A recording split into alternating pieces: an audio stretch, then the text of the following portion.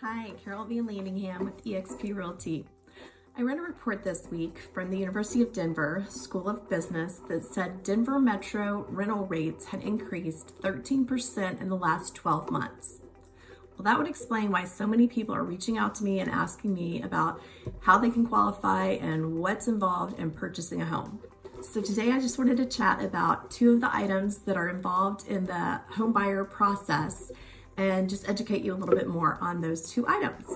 So the first one is working with a professional real estate agent. It's so important to have somebody that you know, like, and trust that can actually represent you during your home buying process. This person actually will be your advocate throughout the entire process. So make sure it's somebody that you know and you trust. They're actually going to put your needs above their own. So it's very important to be able to work with this person. The second thing is earnest money. A lot of people haven't bought a house before and aren't sure exactly what earnest money is. So what is earnest money? It's the deposit that the buyer actually pays towards the seller as a good faith estimate and a promise to buy or purchase their home.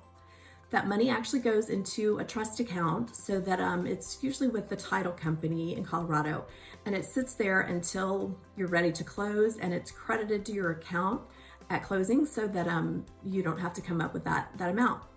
A lot of people have that question too. How much earnest money do I need to put down? Usually in Colorado, it's about 1 to 2% of the purchase price. So if you're purchasing a home that's $500,000, it's anywhere from $5,000 to $10,000 that you'll need in earnest money.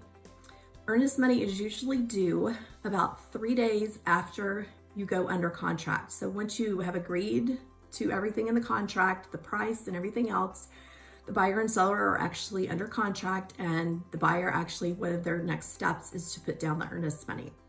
So that is how that works. The other thing is, are you at risk of losing your earnest money? Well, that goes back to the first point about using a professional that you know and trust and that really has your first interest in mind. That person will be able to manage the contract and the dates and deadlines so that you don't lose your earnest money.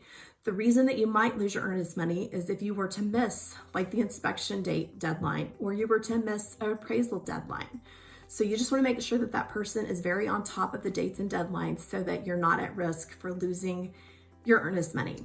So if you're considering buying a house in the next 6 to 12 months, I wanted to invite you to a home buyer workshop that we're doing in a couple of weeks. It's in October, and it's actually a virtual free event. I'm going to put the Eventbrite link below the video so that you can actually register there. So if you or anybody you know is looking to purchase a home, come to the workshop and you'll learn everything that you need to know about purchasing a home.